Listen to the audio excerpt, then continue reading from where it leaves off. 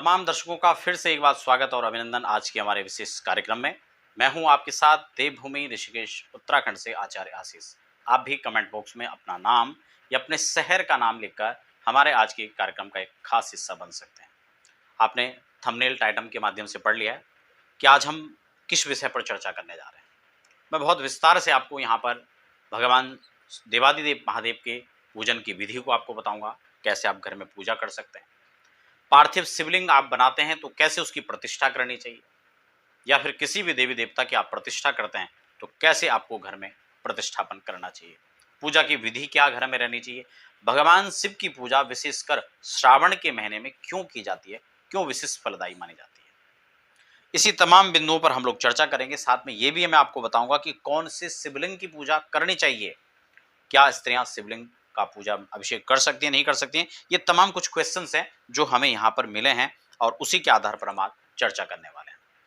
फटाफट हम आगे बढ़े, इससे पहले एक निवेदन भी रहेगा। यदि आप पहली बार हमारे चैनल पर विजिट कर रहे हैं तो बेल आइकन सब्सक्राइब कर लीजिए, चैनल को बेल आइकन को प्रेस कर लीजिए, ताकि समय समय पर आपको अध्यात्म, ज्योतिष, रत्न, रुद्राक्ष या इसी प्रकार से पूजा पाठ से संबंधित जानकारियां आपको समय समय पर मिलती रहे। देखिए, सबसे पहले जो एक मोटा सा बिंदु है कि शिव पूजा हम घर में कैसे करें, इसको हम लोग समझ लेते हैं। लेकिन इससे पहले हम ये थोड़ा सा यहाँ पर चर्चा करेंगे कि सावन में ही शिव की पूजा विशेष क्यों, समझ रहे हैं। क्योंकि यूं तो वर्ष भर में हम लोग पूजन करते ही हैं, लेकिन सावन में विशेषकर रुद्राभिषेक शिव पूजन का एक विशेष महत्व क्यों है, उसको थोड़ा सा समझ लेते हैं। देखिए, आप सब लोग जानते हैं कि जैसे आषाढ़ के महीने में देवशयन एकादशी आती है, तो भगवान श्री हरि उस समय शयन मुद्रा में होते हैं और तब देवादिदेव महादेव ही चतुर्मास के अंदर इस सृष्टि का तमाम प्रकार से कार्यभार संभालते हैं। ये आप सबको विदित है पहले से। और जब मैंने चातुर्मास वाली वीडियो पर चर्चा किया था तब भी मैंने आपको वह कार्यक्रम के जरिए बताने का प्रयास किया था, तो स्पष्ट हो चुका है। तो देवादिदेव महादेव जब कार्य व्यवस्था को संभालेंगे तो सीधी सी बात है, जब भी कोई सत्ता में होता है, कोई पावर में होता है, तो उस समय पहले उसकी स्तुति या उससे मिलना या उसको अनुकूल करना, ये एक सामान्य रूप में भी देखा जाए तो ऐसा हम लोग करते हैं। लेकिन ये तो देवादिदेव महादेव हैं, अगर ये सत्ता संभाल रहे हैं तो स्वाभाविक है इनको वंदन करना पड़ेगा और पूरे महीने इनके लिए जो है ये मास ही समर्पित हो जाता है। एक और रोचक कथा मिलती है कि जब भागवत के अंदर आपने श्रवण किया होगा कि सती ने अपने देह का परित्याग कर दिया था। क्यों कर दिया था आप सब जानते हैं, क्योंकि भगवान शिव को दक्ष प्रजापति ने यज्ञ में हिस्सा नहीं दिया था। और तब जो है जब यज्ञ पूर्ण नहीं हुआ, वीरभद्र प्रकट होते हैं, आप सब जानते हैं, मैं विस्तार नहीं करूंगा। और यज्ञ विध्वंस होने के बाद तब भगवान शिव को पुनः जो है सभी देवताओं ने मनाया था कि चलो प्रभु आप यज्ञ को संपन्न करो। तब यज्ञ संपन्न हुआ था और 1 मास तक यज्ञ संपन्न होने के बाद देवादिदेव महादेव वहीं रुके थे। कहाँ? हरिद्वार कनखल में दक्ष प्रजापति के यहाँ। और दक्ष प्रजापति ने भी भगवान शिव की पुनः, जब उनको बकरे का सिर लग गया तो भगवान शिव का पुनः पूजन अभिषेक आदि कार्य किया। और देवताओं ने भी, तब भगवान शिव ने प्रसन्न होकर वहीं पर 1 महीने रहे थे। इसीलिए हरिद्वार में पूजन अभिषेक का एक विशेष महत्व है, खासकर श्रावण के महीने। अगर आप कांवड़ मेले की बात करें तो कांवड़ यहाँ से जल यात्रा लेकर के लोग जाते हैं। तो इसलिए कुल मिलाकर हरिद्वार और श्रावण का एक विशेष आपस में संबंध है, विशिष्ट संबंधों के चलते इसलिए हरिद्वार में शिव पूजा का विशेष महत्व, रुद्राभिषेक का विशेष महत्व है। आप भी हरिद्वार में पूजन करवाना चाहते हैं तो आप उसके लिए हमारे स्थान पर संपर्क कर सकते हैं, चाहे श्रावण के महीने में हो या यदा कदा आप कभी भी हरिद्वार में आते हैं या ऋषिकेश में आते हैं। काल सर्पदोष की पूजा हो, विषदोष आदि की पूजा हो, अगर इस प्रकार की पूजा आप श्रावण के महीने कराना चाहते हैं तो उसके लिए एक विशेष आयोजन रखा हुआ है। आप उसके लिए ऑनलाइन या ऑफलाइन विधि से सम्मिलित हो सकते हैं। खैर, आज विषय ये नहीं है, विषय ये कि कैसे आप घर पर पूजा करें।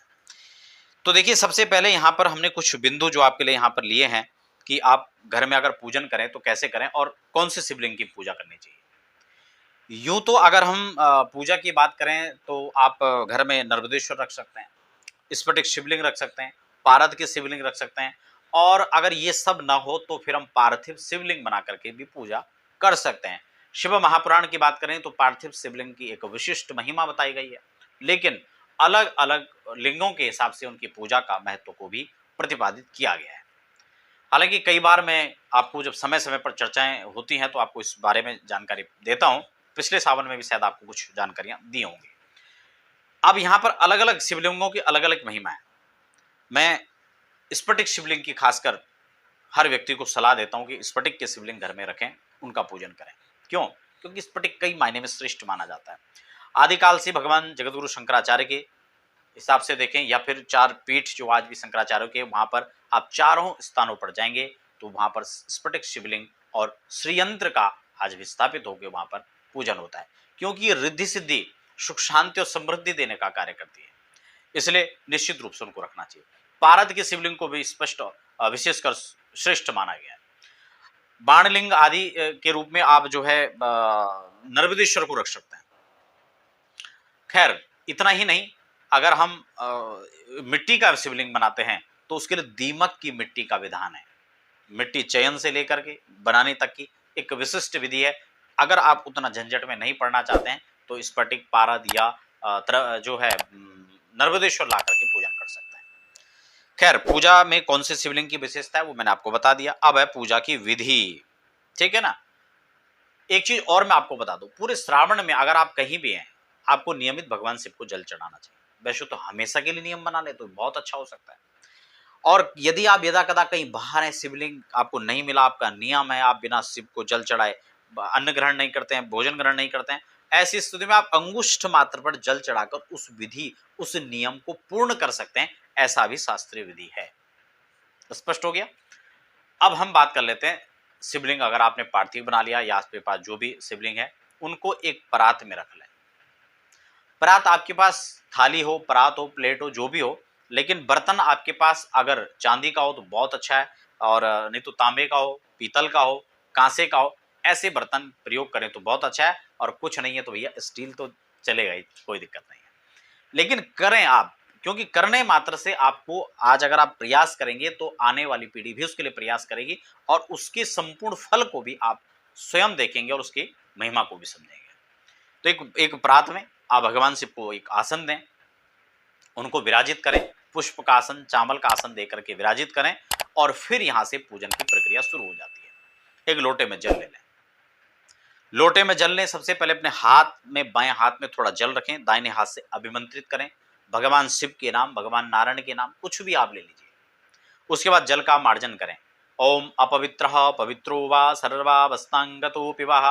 हम सभी अवस्थाओं में बाह्य और अंतर विधि से हम शुद्ध हों, पवित्र हों, ऐसा आप ध्यान करके जल का मार्जन कर सकते हैं। जल में गंगा जल हो तो बहुत अच्छा, नहीं तो जो भी जल है, नदियों का जल है तो श्रेष्ठ कर उसमें मिला लीजिए, नहीं तो जो भी आपके पास जल है उस जल को भी गंगे स्मने चैव, गंगा यमुना का स्मरण करके आप उसको भी गंगा जल की भावना से पूजन कर सकते हैं। पुनः आप आचमन करें, बाएं हाथ से चम्मच लें, दाहिने हाथ में जल लें, और इस वाली मुद्रा जैसे आप देख रहे होंगे, अगर आप इस अंगूठे को, अंगुली को मिला लेते हैं और यूं हाथ में जल लेते हैं तो 3 बार भगवान शिव या भगवान नारायण का नाम लेकर आप आचमन करें। ओम केशवाय नमः, माधवाय नमः, ओम नारायणाय नमः, और आचमन कर लीजिए। अब कुछ लोग जो बचा हुआ जल है ना वो सीधा सिर पर फेरते हैं, ये बिल्कुल गलत विधि है। ये उच्छिष्ट जल को आप सिर पर लगा लेते हैं, आपका स्नान भी खराब हो गया, फिर तो आप पूजा के अधिकारी नहीं है। इसलिए ये गलती अगर आप करते हैं तो बिल्कुल ना करें। मुझे कमेंट बॉक्स में बताएं क्या आप ऐसे करते थे या नहीं। अगर कोई और भी करते तो आप उनको टोकें, उनको रोकें, उनको समझाएं। आचमन कर लीजिए, हाथ धो लीजिए, फिर आप किसी स्वच्छ कपड़े से हाथ पोंछ लें, नहीं तो आप ऐसे भी चलेगा। आचमन कर लिया, पवित्रकरण हो गया आपका। अब आप दीपक जला लीजिए। घृत का दीपक है तो बहुत अच्छा, नहीं तो आप जो है तिल के तेल का जलाइए, नहीं है तो जो भी है सरसों का तेल है, जो भी आपके पास है जला लीजिए और पूजन कीजिए, ठीक है ना।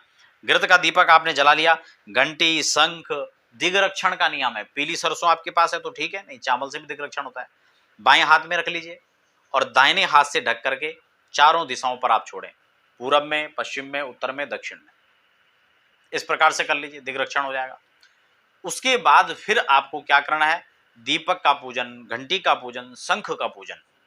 क्या आपके घर में शंख और घंटी है या नहीं है? अगर है तो मुझे लिख करके बताएं कि यस हमारे पास घंटी शंख है। अगर है तो बहुत अच्छी बात है, होना भी चाहिए। हर सनातनी के घर में कम से कम ये 2 चीज तो होनी ही चाहिए।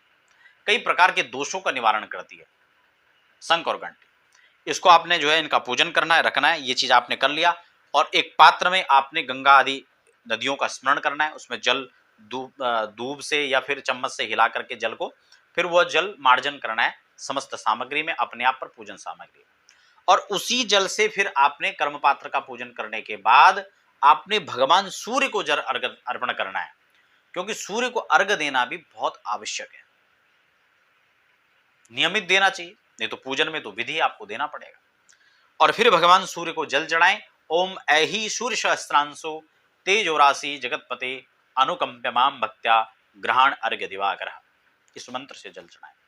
वैसे किस मंत्र से जल चढ़ाते हैं, किससे मौली बांधते हैं, किससे तिलक लगाते हैं, इनके लिए मैं अलग अलग छोटी छोटी वीडियोस बना चुका हूं, आप उनको भी देख लीजिए ताकि आपको इस सब चीजों की भी जानकारी रहे और इन छोटे छोटे मंत्रों को आप याद भी कर सकते हैं। ये बड़ी काम की चीजें, आपके काम आने वाली चीजें। तो भगवान सूर्य को अर्घ दें, वह जल जो आपने अर्घ दिया उसको अपने मस्तिष्क पर, अपने आंखों पर लगाएं। भगवान सूर्य को प्रणाम करें लाल पुष्प से। लाल पुष्प आप जल में भी डाल सकते हैं और रोली जो है आप जल में मिलाकर भगवान सूर्य को अर्घ दे सकते हैं। हो गया इतना। अब क्या करना है, अब आपको जो भी मंत्र श्लोक आते हैं आपको वह सुस्ति वाचन के रूप में वह मंत्र आपको पढ़ने हैं और फिर हम यहां से पूजा की विधि प्रारंभ हो जाती है। यह करने के बाद आपको सबसे पहले करना है संकल्प। संकल्प आपको करना है। संकल्प मैंने 2 मिनट की वीडियोस आपके लिए संकल्प की बनाई है, आप उस वीडियोस को जाकर देख सकते हैं कि संकल्प कैसे करते हैं। उसके बाद मैंने हिंदी में संकल्प भी बनाया है, क्योंकि बहुत सारे लोगों ने कहा क्या इस प्रकार से गुरुजी संकल्प हिंदी में हो सकता है, नहीं हो सकता है। हमने कहा निश्चित रूप से हो सकता है। वो आखिर कौन सी भाषा नहीं समझते हैं, सारी समझते हैं, आप हिंदी में कर लीजिए। तो उसकी भी क्या विधि होनी चाहिए मैंने संक्षिप्त में वह भी आपको बताने का प्रयास किया है। तो आप जो है हिंदी में संकल्प भी कर सकते हैं, संस्कृत में भी कर सकते हैं। मुझे स्मरण रहेगा तो मैं डिस्क्रिप्शन में लिंक उपलब्ध करा दूंगा, नहीं तो आप प्लेलिस्ट में जो पूजा पाठ वाला फोल्डर है आप उसमें चेक कर सकते हैं। वहां पर आपको तमाम जानकारियां उपलब्ध हो जाएंगी, आपको वहां पर मिल जाएंगी। ठीक हो गया, आपने संकल्प कर लिया। संकल्प में आपने यही संकल्प करना है कि भगवत प्रत्यर्थ में ये कर्म कर रहा हूं, अपने ग्रह पीड़ा को शांत करने के लिए, घर परिवार में सुख समृद्धि के लिए मैं यह कर्म कर रहा हूं, मैं अभिषेक कर रहा हूं। इतना कह करके भगवान से को आपने संकल्प अर्पण करना है। संकल्प में क्या क्या होना चाहिए, गंध, अक्षत, पुष्प और इसके साथ दुर्वा, कुछ दक्षिणा लेकर के आप संकल्प करें। उसके बाद जब संकल्प आप हो जाता है तो उसके बाद आता है पूजन का नंबर। पूजन में हमें क्या करना है, पूजन में सबसे पहले हमें गणपति जी का पूजन करना है, उनका स्मरण करना है। पूजा कैसे होगी, क्या क्या चीजें कैसे चढ़ाई जाएंगी, वो मैं आपको सीरियल से भी बताने वाला हूं। थोड़ा उससे पहले ये सब चीज समझ ले कि पूजन कैसे कैसे होगा। ठीक हो गया, गणपति का स्मरण करना है, उनका ध्यान करना है सबसे पहले। जो भी आपको श्लोक मंत्र आता है, ओम गजाननम भूत गणाधिसेवितम कपित्तजम्बूत फलचारु भक्षणम, इसी श्लोक से भी कर सकता है।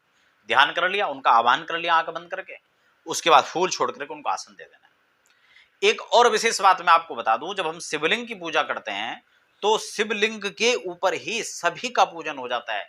गणेश जी का भी वहीं पर पूजन हो जाता है, उनके लिए भी वहीं पर पुष्प छोड़ देना है तो चलेगा। और अगर हम अलग से भी गणपति का पूजन करना चाहते हैं, आपके घर में गणेश जी की मूर्ति रखी हुई है तो आप अलग से कर सकते हैं, कोई दिक्कत नहीं है। गणेश जी का आपने पूजन करना है। पूजन का मैं एक ही बार आपको विधि बता दूंगा, उसी हिसाब से आप गणेश जी का पूजन भी करेंगे और देवताओं का भी करेंगे। ठीक है, शॉर्ट में आपको समझा दूंगा। तो गणेश जी का आपने पूजन कर लिया, उसके बाद आपने भगवान शिव की जब पूजा होती है तो उनकी व्यापकता देखिए आप। भगवान शिव ने अपनी पूजा सबसे अंतिम में करवाया। भगवान शिव की पूजा अंतिम में होती है, उससे पहले भगवान के गणों की पूजा है और गण में भी नंदीश्वर की पूजा सबसे पहले है। भगवान ने कहा जो मेरा वाहन चलाने वाला है या मेरा जो वाहन है उनका पूजन सबसे पहले। तो नंदीश्वर का पूजन किया भगवान ने सबसे पहले, उनका पूजन करवाया।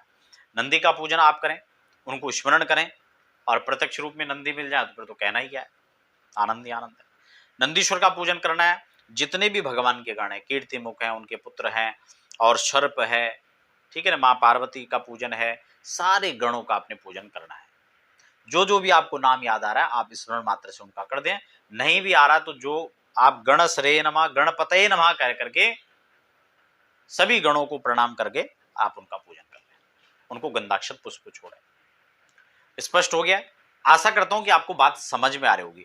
वीडियो अच्छी लग रही है, आप यहां तक पहुंचे तो वीडियो को लाइक जरूर कर लें और कार्यक्रम अच्छा लगता है तो आगे शेयर करना बिल्कुल ना भूलें।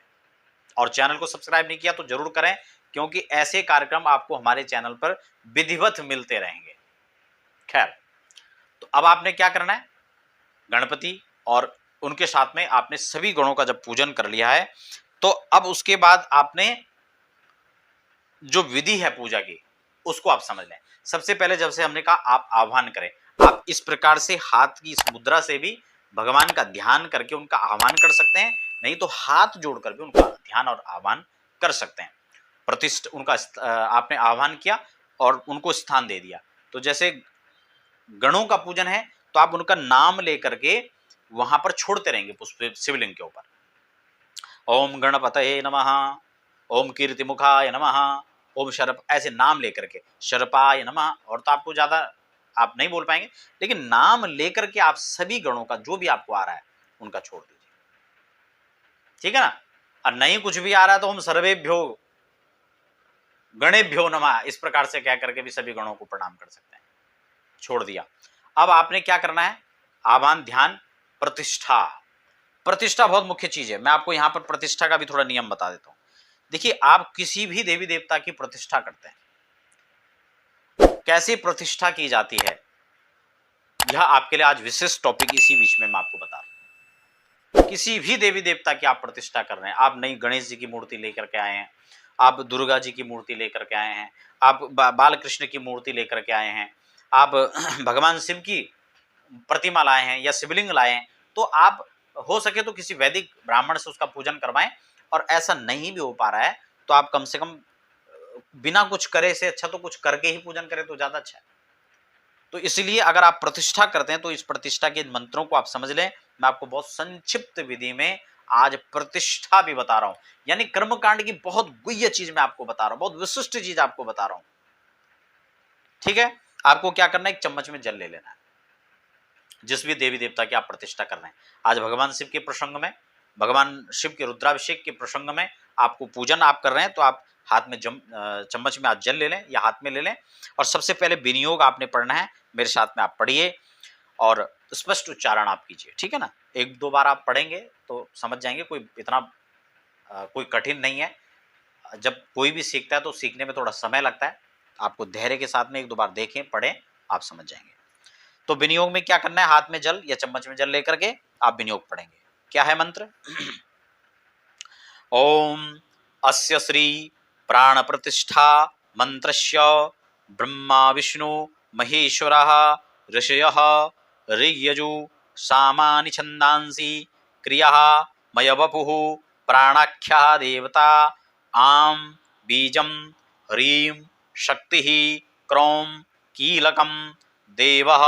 यहाँ पे महादेव की पूजा हो रही है तो देवता, देव शब्द का उच्चारण करना है। और अगर भगवती जगदम्बा या किसी शक्ति का आप प्रतिष्ठा पूजन कर रहे हैं तो वहां पे देवी शब्द का आपने ध्यान और स्मरण करना है, शब्द उच्चारण करना है, ठीक है ना।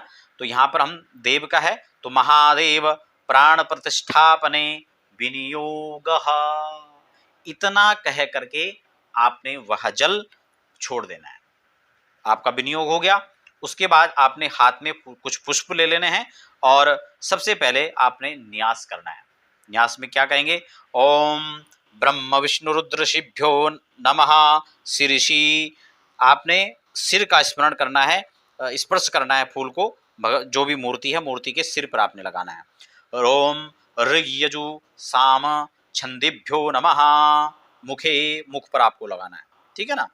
ओम प्राणाख्य देवताये नमः, हृदय, उस मूर्ति के हृदय पे आपको लगाना है जिसकी भी आप प्रतिष्ठा कर रहे हैं, ठीक है। अभी भगवान शिव की प्रतिष्ठा हो रही है तो भगवान के हृदय प्रदेश पर आपको पुष्प छुआना है, वहां पर स्पर्श करवाना है। ओम आम बीजाय नमः, गुह्यो, गुह्य प्रदेश पर आपको स्मरण कराना है पुष्प का। ओम ह्रीं शक्तये नमः, पादयो, पैरों पर, दोनों पैरों पर, दोनों चरणों पर स्पर्श कराना है। ओम क्रौं कीलकाय नमः, सर्वांगेषु, सभी अंगों पर फिर आपको यह पुष्प फेरना है। उसके बाद पुनः लिंग का स्पर्श करते हुए, प्रणाम करते हुए आपको प्रतिष्ठा के कुछ विशिष्ट मंत्र है मैं आपको बता रहा हूं, आप उनका उच्चारण करेंगे, मेरे साथ पढ़िए। ओम आम ह्रीं क्रौं यं रं लं वं शं सं सं हम शः सोऽहं शिवस्य प्राणः इह प्राणः। इस प्रकार से यहाँ पे शिव का प्रतिष्ठा है तो शिवस्य प्राणा कहना है। बाकी जो भी देवी देवता का आप कर रहे हैं वहां पे उस अमुक देवी देवता का आपको नाम लेना है, ठीक है ना। यह प्राणः, इस प्रकार से यह आपका पहला मंत्र हो गया। दूसरा, फिर आपको जीव शक्ति का प्राण जो है डालना है तो वहां पे क्या कहना पड़ेगा, ओम आम ह्रीम क्रोम यम रम लम वम सम शम सम हम शः सोऽहं जीवस्य शिवस्य जीवः इह स्थितः। ठीक हो गया। उसके बाद फिर पुनः आपको मंत्र उच्चारण करना है, ओम आम ह्रीम क्रोम यम रम लम वम शम सम शम शः सम हः सः सोऽहं शिवस्य सर्वेन्द्रियाणि वांग मनस्त्वक् चक्षुः श्रोत्र घ्राण जिह्वा पाणि पाद पायुपस्थानि इहागच्छ सुखम चिरम तिष्ठन्तु स्वाहा। इस प्रकार से आपने भगवान शिव के उस मूर्ति पर, उस लिंग पर आपने प्राणों का आवाहन करना है, प्राण प्रतिष्ठा करनी है। और फिर आपको एक मंत्र और पढ़ना है, ओम अस्य प्राणा प्रतिष्ठन्तु अस्य प्राणा शरन्तु च अस्य देवत्वमच्चार्ये माम हेति च कश्चन अस्य प्राणा प्रतिष्ठन्तु अस्य प्राणा शरन्तु च। इस प्रकार से जो है आपने मंत्र पढ़ करके चावल छोड़ने हैं, अक्षत छोड़ने हैं, पुष्प छोड़ने हैं और भगवान के प्राण प्रतिष्ठा करना है, उनको प्रणाम करना है। प्रतिष्ठा आपका हो चुका है। तो इसी प्रकार से अगर आप किसी भी देवी देवता की प्रतिष्ठा कर रहे हैं तो मुझे लगता है आज का कार्यक्रम आपके लिए बहुत ही अच्छा, बहुत ही कुछ सीखने और समझने का है।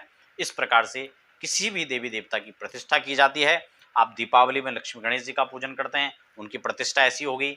आप गणपति का पूजन गणेश चतुर्थी में, कलंक चतुर्थी में करते हैं, तब भी वह प्रतिष्ठा ऐसे होगी। आप कोई भी पूजन करते हैं, नवरात्रि में माँ भगवती जगदम्बा का पूजन करते हैं, तब भी इस विधि से होगा। तो कुल मिलाकर के यह वीडियो आपके लिए बहुत काम की होने वाली है, यह प्रतिष्ठा की विधि। अब पूजन को हम लोग समझ लेते हैं। अलग अलग पूजन से संबंधित कार्यक्रम देखने के लिए आप प्लेलिस्ट में जरूर चेक कर लें, वहां पर आपको सारी वीडियोस मिल जाएंगी। अलग अलग सूक्तों की, ऋग्वेद श्री सूक्त है, कनक धारा है, पुरुष सूक्त है, रुद्र सूक्त है। अब यहाँ पे रुद्र सूक्त का काम है। तो ये सारी चीजें आपको हमारे प्लेलिस्ट पर मिल जाएंगी। वहां पर आप पूजा पाठ से संबंधित अगर रुचि रखते हैं तो बहुत कुछ आप सीख और समझ सकते हैं। खैर, अब हमारा प्रतिष्ठा हो गया। प्रतिष्ठा के बाद अब हमें क्या करना है उसको थोड़ा सा हम समझ लेते हैं। प्रतिष्ठा करने के बाद अब हमें पूजन करना है। ठीक हो गया। पूजन में सबसे पहले हमें 4 चम्मच जल छोड़ना है और स्मरण करना है कि सबसे पहले हम भगवान के चरणों का प्रक्षालन करा रहे हैं। ओम पादयोपाध्यम समर्पयामि, इसी प्रकार से आपको बोलना है।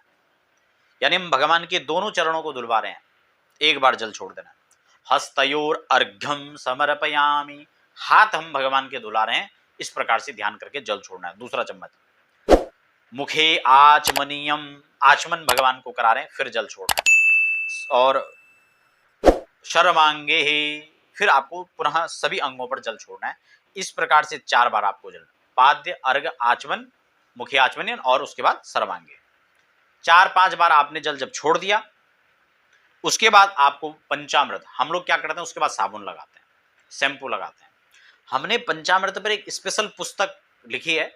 हो सकता है आप में से जो दर्शक देख रहे हैं बहुत सारे लोगों के पास वो पुस्तक उपलब्ध भी होगा, क्योंकि जहाँ पर विभिन्न कार्यक्रम कथाओं के माध्यम से हम लोग, जहाँ पर कथाएं होती हैं या जहाँ पर विशिष्ट पूजा पाठ जिनके घर में होते हैं, वहाँ पर हम निःशुल्क वह पुस्तक आप सबको देते भी हैं। तो आपने वो पुस्तक हो सकता है कई लोगों ने पढ़ी भी होगी। उसमें पंचामृत की सारी विशेषताएं मैंने बता रखी हैं, खासकर आपको औषधीय गुण भी मैंने उसके बताए हैं। और जो इसका कर्मकांड के अंदर जो आधार है, जो विशेषताएं हैं, उसको भी मैंने बताया। तो कुल मिलाकर के अब हमें, जैसे हम साबुन शैम्पू इस्तेमाल करते हैं, ऐसे हमें भगवान के स्नान के लिए क्या प्रयोग करना होता है, पंचामृत। पंचामृत में आप अलग अलग पृथक पृथक भी करा सकते हैं, दूध है, घी है, शहद है, शक्कर है, ठीक है ना, ये आप अलग अलग भी करवा सकते हैं उसमें स्नान। लेकिन नहीं है तो आप एक साथ मिला करके दूध, दही, घी ये तो एक साथ हो गया, शक्कर और शहद, 5 चीजें होंगी। हो सके तो ये गौ घृत, गौ दूध, गौ दधि हो तो बहुत अच्छा, नहीं है तो फिर जो जैसी व्यवस्था है उस हिसाब से आप करें और उसका लाभ लें। पंचामृत मिलाकर के भी स्नान करा सकते हैं, अलग अलग भी करा सकते हो, जैसी व्यवस्था है उस हिसाब से आप कर सकते हैं। पंचामृत के स्नान के बाद फिर आपको अभिषेक का नियम आता है, ठीक है ना, कि आप उसके बाद यहां पर अभिषेक करें और फिर पहुंच करके फिर बाद में जो है पूजन की विधि है वो आपको बताऊंगा। अभिषेक कर रहे हैं तो श्रृंगी से, नहीं है तो जल आपके पास लोटे से या गिलास से, जैसी व्यवस्था आप उससे भगवान का अभिषेक करें। शिवलिंग के ऊपर आपको एक बिल्व पत्र चढ़ा देना है और उसके बाद आप जो है बारीक धार बना करके दूध गंगा जल मिला करके उसमें पूजन अभिषेक करें। उसके लिए रुद्र सूक्त मंत्र से आप पूजन कर सकते हैं। प्लेलिस्ट में जाएंगे तो वहां पर रुद्र सूक्त के वीडियोस है, आप उसको मोबाइल पर चला के भी छोड़ सकते हैं और खुद ओम नमः शिवाय ओम नमः शिवाय आप कह करके जल चढ़ाते रहें। और अगर आपको आता है तो बहुत अच्छी बात है, रुद्र सूक्त आना चाहिए। नहीं भी आता है तो आप वहां से 2 4 5 बार सुने पढ़ें और आपको भी आएगा, ऐसा कोई मतलब ही नहीं बनता ना आने का। करत करत अभ्यास थे जड़मति होत सुजान, करने से सब कुछ हो सकता है, ऐसा कुछ भी दुर्लभ नहीं है। और श्रावण हमेशा आना है, जिंदगी रही तो महादेव की भक्ति में कटे, तो ये आप हमेशा से प्रयास करें और इस प्रकार से रुद्र सूक्त पढ़ना भी सीख सकते हैं, ठीक है। नहीं है तो ओम नमः शिवाय मंत्र से आप जल छोड़ते रहें। आपका जब अभिषेक हो जाता है तो आप शिवलिंग को उठा करके एक स्वच्छ रुमाल से कपड़े से उनको पोंछ करके और फिर उनके स्थान पर उनको विराजित कर देना है। स्पष्ट हो गया। अब आपने जो है उनको स्थापित कर दिया, अब क्या करना है, आप सुंदर उनको वस्त्र, केवड़ा जल है थोड़ा वो छिड़क लें, सेंट आदि है तो वो भी आप छिड़क सकते हैं। फिर आप उनको वस्त्र पहनाएं। वस्त्र में आप अधो वस्त्र पहले पहनाया जाता है, उसके बाद यज्ञोपवीत भगवान को चढ़ाया जाता है, फिर उपवस्त्र चढ़ाया जाता है। वहां पर आपको मंत्र नहीं आते हैं तो आप वस्त्रम समर्पयामि कह करके लाल धागा चढ़ा सकते हैं।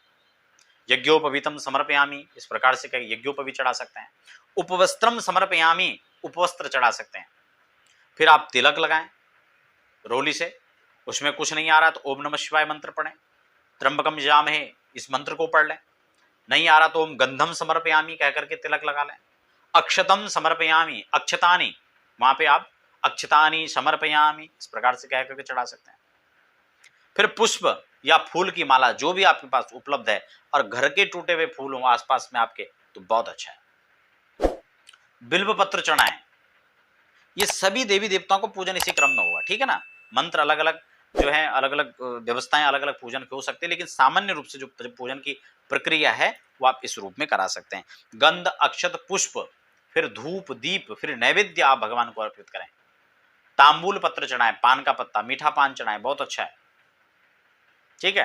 कुछ दक्षिणा चढ़ाएं, बिल्व पत्र है, भांग के पत्ते हैं, धतूरे के बीज हैं, जो भी आपके पास है, आक है, ढाक, जो भी आपको मिल गया सब भगवान को चढ़ाने वाली जो भी सामग्री है ये हैं, या भगवान इनको आप अर्पित करें। फिर अंतिम में दक्षिणा चढ़ा करके आप प्रणाम कर लें, फिर भगवान की आरती करें, ठीक है, आरती तो आपको आती है। फिर पुष्पांजलि आप भगवान को अर्पित करें, कर्पूर गौरम करुणावतारम कुछ नहीं है इस प्रकार से कह के चढ़ा लें। और मंत्र आप अगर पुष्पांजलि का चाहते हैं तो बड़ा सामान्य मंत्र है, ओम एकदंताय विद्महे वक्रतुंडाय धीमहि तन्नो दंती प्रचोदयात्। ओम महादेवाय विद्महे देवादिदेवाय विद्महे महादेवाय धीमहि तन्नो रुद्र प्रचोदयात्। इस प्रकार से आप भगवान रुद्र को मंत्र पुष्पांजलि अर्पण कर सकते हैं, ठीक है ना। और फिर आप प्रदक्षिणा कर सकते हैं। भगवान शिव की अर्ध प्रदक्षिणा होती है, इसलिए आधा घूमे, एक बार आधे तक घूमे फिर वहीं से वापस हो जाए। अर्ध प्रदक्षिणा भगवान की करें, ठीक है। प्रदक्षिणा कर लिया उसके बाद साष्टांग प्रणाम करें और फिर अंत में पुष्प लेकर के भगवान से क्षमा याचना करें, प्रार्थना करें कि मंत्रहीनम क्रियाहीनम भक्तिहीनम सुरेश्वरा यद पूजितम मया देव परिपूर्णम तदस्तु में। मैं मंत्र नहीं जानता, यंत्र नहीं जानता, विधि को नहीं जानता, फिर भी मैंने पूजन किया है, हे महादेव आपको ये पूजन अर्पित हो, मुझे आप क्षमा प्रार्थी हूँ, मैं दोष के लिए मुझे जो है क्षमा करें, ठीक है ना। इस प्रकार से आप क्षमा प्रार्थना करें। अंतिम में आप हाथ में जल लेकर के फिर आपने जो है क्या करना है, वह जल भगवान को अर्पित कर देना है कि अनेन कृतेन, मेरे द्वारा किया गया पूजन, आप हिंदी में भी कह सकते हैं, मेरे द्वारा यथाशक्ति यथा भक्ति और यथा सामग्री के द्वारा किया हुआ पूजन भगवान सांब सदाशिव को अर्पण हो। ऐसे आप मंत्र के साथ में भगवान को अर्पण कर सकते हैं। कुछ विशेष अंगों के द्वारा विशेष भगवान का पूजन होता है, आप चाहेंगे तो मैं विस्तार से उसको भी भविष्य में चर्चा करूंगा, आप मुझे कमेंट बॉक्स में जरूर लिखें। और कुछ विशेष मंत्र का जप है, चाहे ओम नमः शिवाय है या फिर महामृत्युंजय है, आप उन मंत्रों को बैठकर रुद्राक्ष से जप भी सकते हैं। और जब ये पूजन प्रक्रिया पूरी हो रही हो तो आप कम से कम एक रुद्राक्ष वहां रख लें, अपनी जो माला है उनको वहां पर रख लें और रुद्राक्ष फिर आप प्रतिष्ठित करके आप पहने, आपको बड़ा दिव्य लाभ होगा, आपका जीवन मंगलमय होगा। आशा करता हूं यह सावन के इस महीने में आपके लिए अनमोल अपनी तरफ से मैंने प्रयास किया कि आपको एक ऐसी चीज में उपलब्ध कराऊं ताकि आप पूरे श्रावण इसका लाभ लें, खुद भी लाभ लें और वीडियोस औरों को भी शेयर करें ताकि और भी लोग इसका लाभ ले सकें। देवादिदेव महादेव आप सब पर कृपा वर्षण करें। इसी के साथ अपनी इस वाणी को यहीं पर विश्राम करता हूं। आप सबके लिए बहुत बहुत मंगल कामनाएं। धन्यवाद।